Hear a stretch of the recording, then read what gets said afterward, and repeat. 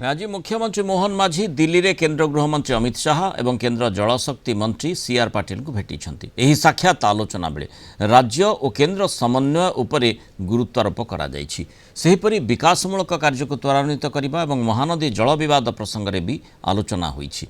केंद्र गृहमंत्री अमित शाह समेत आलोचना बेले भित्तिभूमिर विकास आभ्यंतरीण सुरक्षा राज्य में केंद्रीय प्रवर्तित योजनागुड़िक सफल रूपायन आदि प्रसंग में आलोचना करिसेंति मुख्यमंत्री मोहन माझी।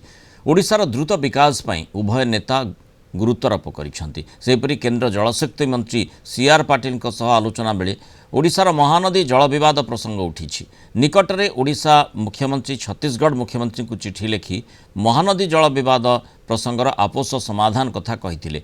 उभय राज्य को सुहाइला भली समाधान रास्ता बाहर करने आलोचना बेले मुख्यमंत्री गुरुत्व देइछंती। सेपरि केंद्र इस्पात मंत्री एचडी कुमार स्वामी को मध्य साक्षात करिसेंती मुख्यमंत्री।